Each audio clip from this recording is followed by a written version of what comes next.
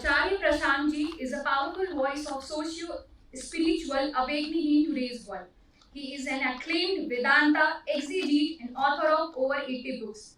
He is an exponent of pure Vedantic wisdom, a vocal warrior against superstition and inner weaknesses, a promulgator of pure spiritual veganism, and an expounder of essential human freedom. May I now request our Honorable Director Sandhya Rakesh ma'am to welcome Honorable Acharya Prashant by presenting him a sapling. May I now invite Dr. Sapna Rakesh, Director GLBIMR for inaugural address, please. Respected Acharya Prashant ji, this team of volunteers who organized for this program today, our esteemed faculty and students. I would not have many words to say because I would not like to steal away even a couple of seconds of the joy of listening that you could have had while listening to Acharya ji.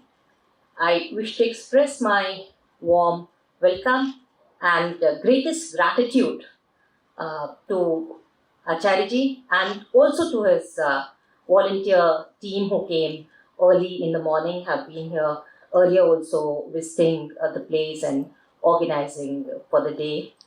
I really don't need to say anything because when you would hear him, I've heard him a couple of times earlier, and I'm sure you would have watched his videos on social media also. So I really do not need to say the type of the stature, presence and impact Acharya ji has over especially over young minds. I'm sure in next few minutes you would get to experience it yourself. And I pray to Almighty that these words of wisdom that you hear today, they stay with you while you make your career and life and contribute to the society. A great welcome once again and my great gratitude. Thank you so much. Thank you, ma'am. I consider it a great honor to welcome Acharya Prashant ji on the stage to share his wisdom with us.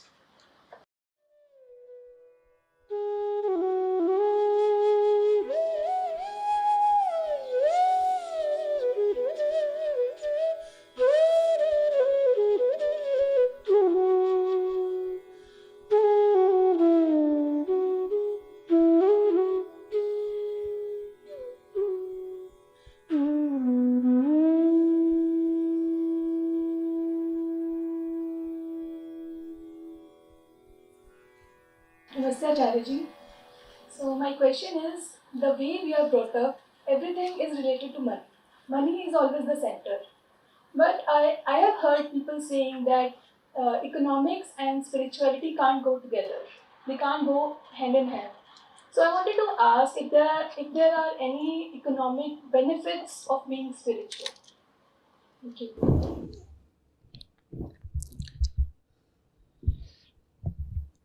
See, economics concerns the material world. What's your name? Yeah. Everything that is material comes in the purview of economics. Economics is the science of material welfare.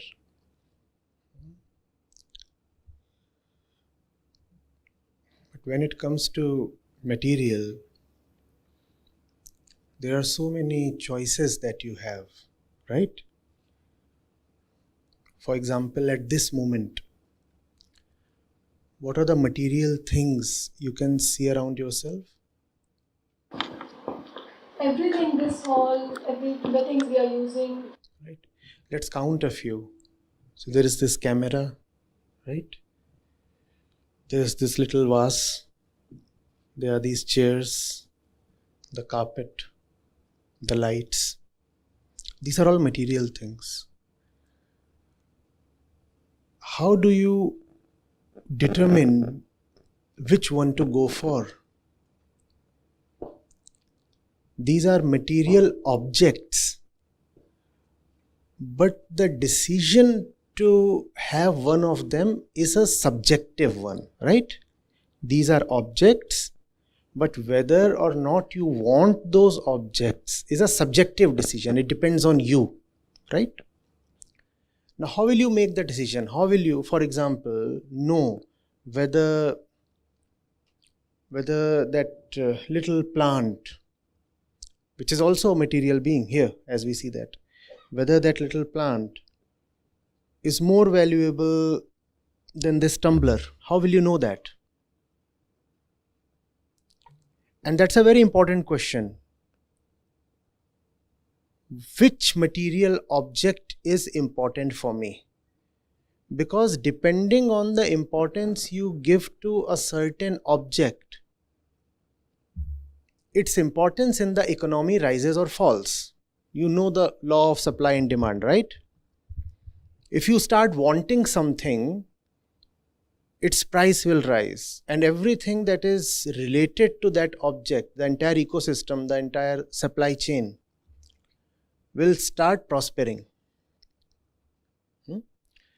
So, what shape the economics of a place takes depends on the value I accord to this object or that object, right? For example, jewelry.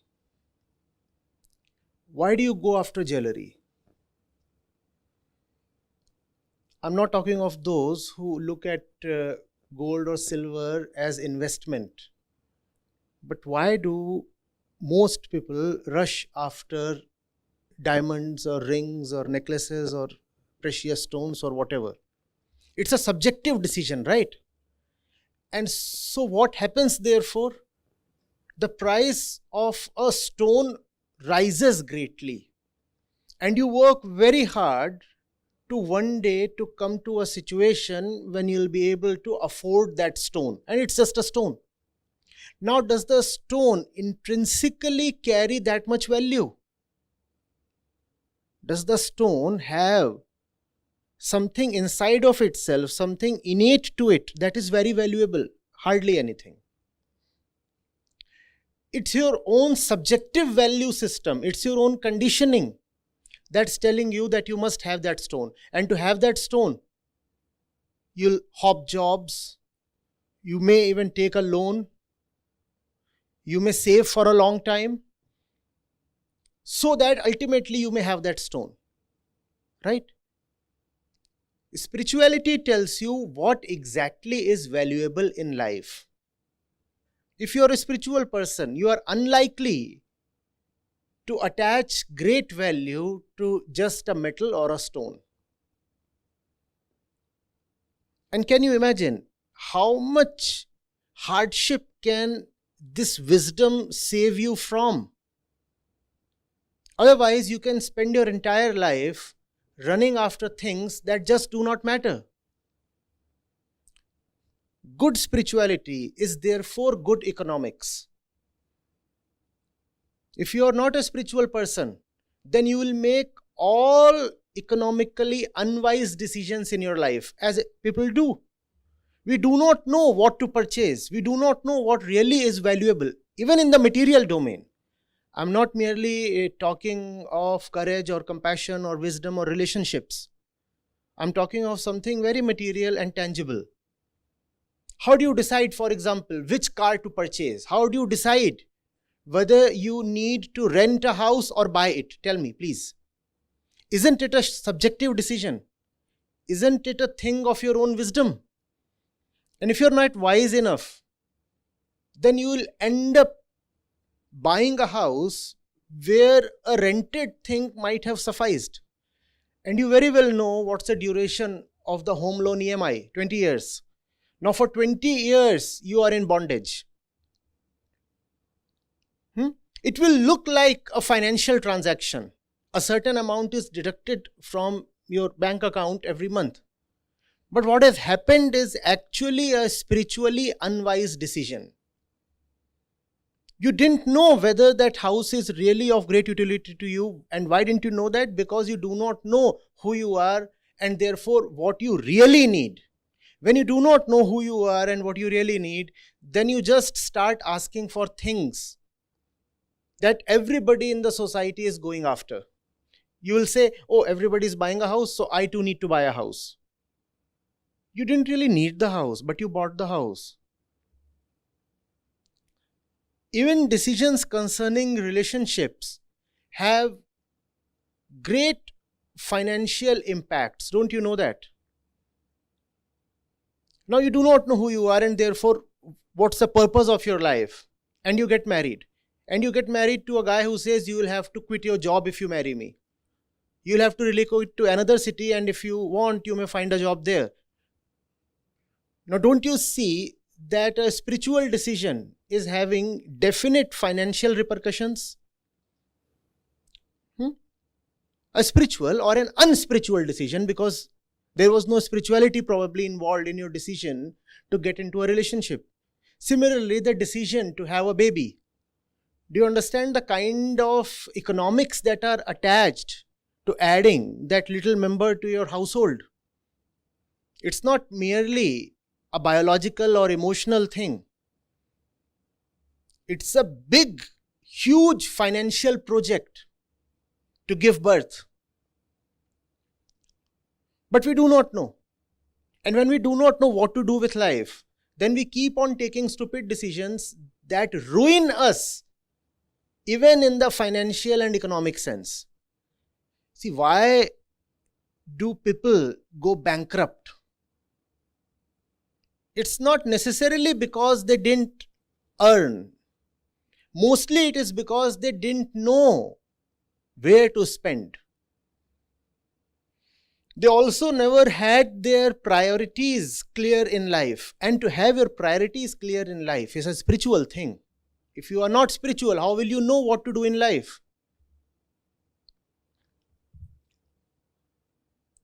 Now, you all are here and pursuing a professional course. And it's possible, it does happen. I hope it doesn't happen here, that a girl like you gets a decent job in a far off city. And the parents, because they come from a conservative mindset and they don't have their minds clear, they just don't allow her to go that far away to work. Now, don't you see that conservatism has had financial costs? The girl could have gone somewhere, earned for herself, and probably also brought some prosperity to the house. But lack of spiritual clarity has prevented financial gains. You look at the stock markets, for example. Why do people lose so much there? The primary reasons are fear and greed. You invest much more than you can really afford. And when things don't go your way, you start panicking. And then you book losses. Let it be very clear that spirituality and worldliness are not two separate domains. Even to succeed in the world, you need to be spiritual. And that's the reason why spirituality is so essential. If you're not spiritual, the punishment will not be that you will be denied entry into some heaven. Heaven, etc., anyway don't exist. The punishment of not being spiritual is that you lead a very bad, a very ruined worldly life. And that includes an economic life, a ruined economic life. The fellow just does not know what to do with material objects. Instead of spending 300 rupees on a book, he would rather buy a pizza. And this is a financial transaction, right? You can spend 300 rupees on a book, or you could buy a pizza. But you do not know what to give a higher priority to. Therefore, you just splurge your money, waste it just anywhere. Even to be smart with money matters, you require spiritual insight. And that applies at the micro level, also at the macro level. You look at nations. The finance minister, for example, presents the budget. Now, what do you give a higher priority to? Subsidizing electricity or taking care of education and health? If the fundamentals, the inner spiritual fundamentals are not clear, then you will present a budget that will give freebies to your constituency, your voter group, instead of putting the money in the right place. So it is not merely the person. Even nations, actually the entire world suffers when the one making the economic decision is spiritually bankrupt. There are countries that spend an unbelievable proportion of their annual budget in just procuring arms. North Korea, for example. Now, people there are starving actually. The standard of living, the quality of life is very low. But all the money is being spent in being battle ready. Do you see how an unwise person can ruin the economy itself? Are you seeing this? The mistake that we make is we think that to learn spirituality we have to go to one person, and the world and its matters are an altogether different thing. So to succeed in the worldly domain, we have to listen to other people. That's just not right. Spirituality is there to tell you exactly what to do in this world, which object to give value to, which object to discard and give no value to. There are objects that you should not bring home even if they are available for free. And there are objects that you should bring home irrespective of how costly they are. And that kind of thing only spirituality can tell you. What is it that you must always value and what is it that you must never spend your money on? You see, you look at the life of the common man. What bondages does he carry? What is it that makes the life of the common man hell? Today, even a very ordinary worker earns 10,000, 15,000 rupees, except if you are in the interiors or if you are very unlucky. But still there is a lot of malnutrition. We also hear of entire families committing suicide because of poverty. Now 10 to 15,000 is not that small an amount that you cannot even eat. What is happening then? What is happening is that we make very, very unwise decisions in life. Those unwise decisions that we make cost us a lot of money. And when they cost us a lot of money, we start saying, oh, the economic situation is very bad at the personal level and at the national level. Is that really so?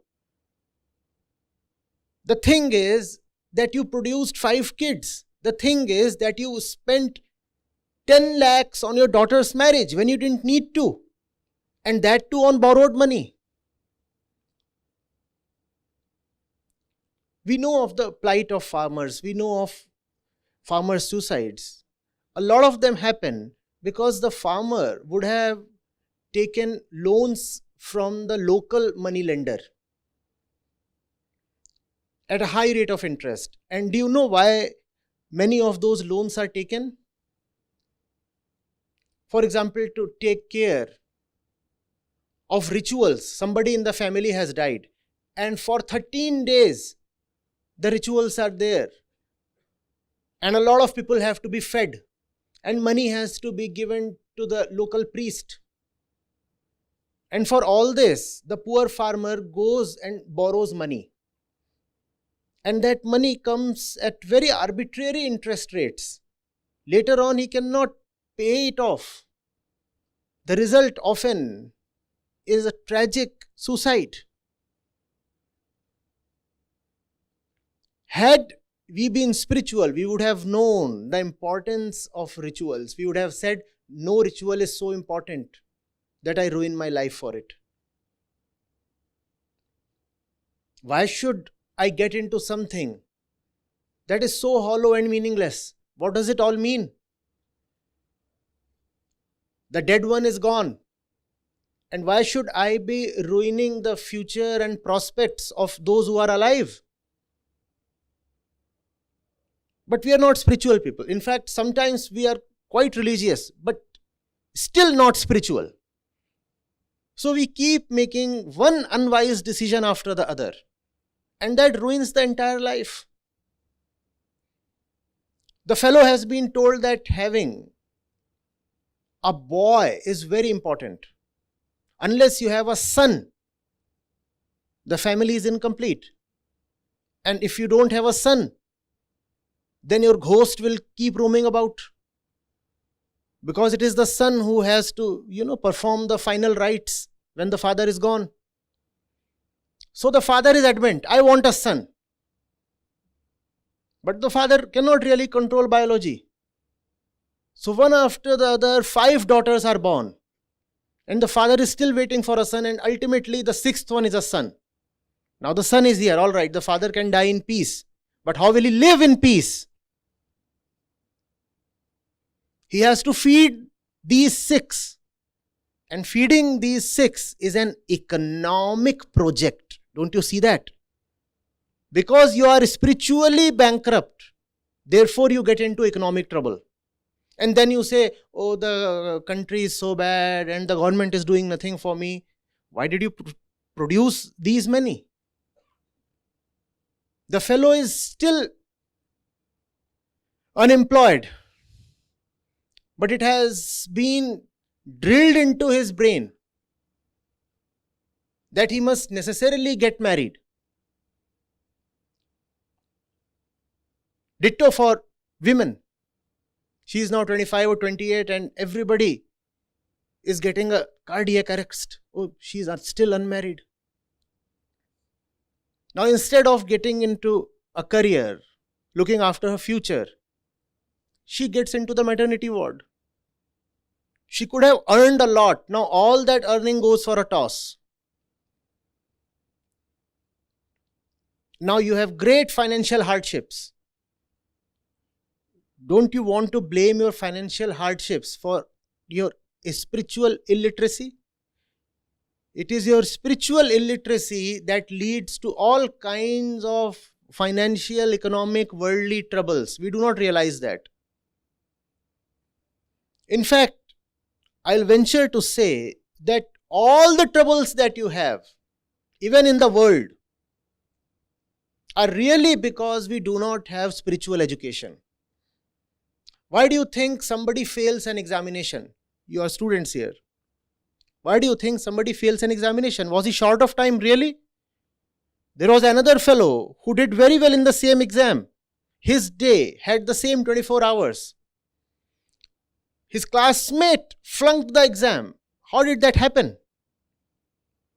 Did this fellow have a particularly low IQ? That's not usually the case. Why did he fail the exam then? Because his material priorities were not clear. The book is a material kept in front of you, and so is the mobile phone. Now instead of getting into the book, this fellow was all the time getting into Instagram. And whether to get into the book or into Instagram is a decision of wisdom.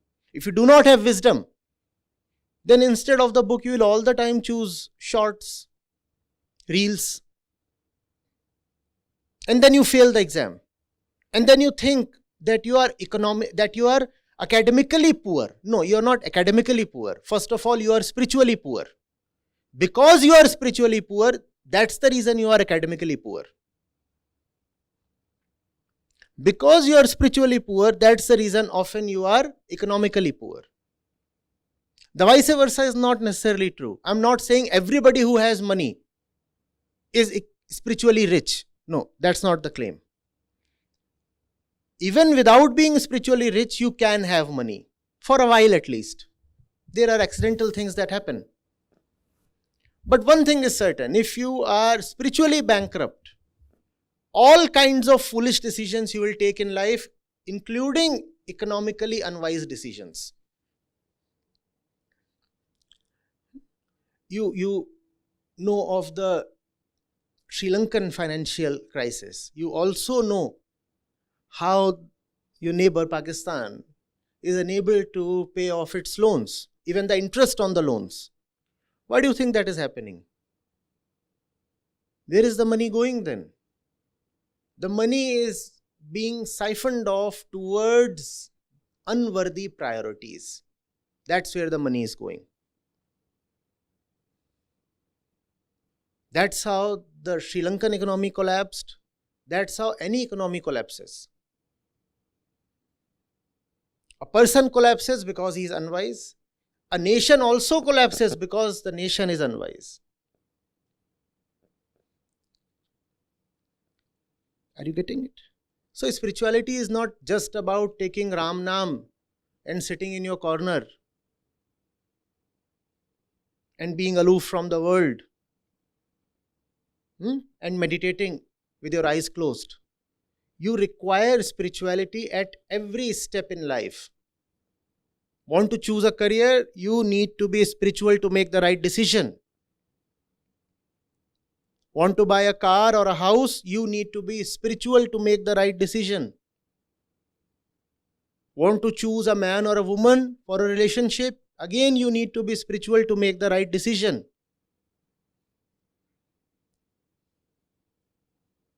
Any decision that you have to take in life will go bad if it is not taken from a spiritual point.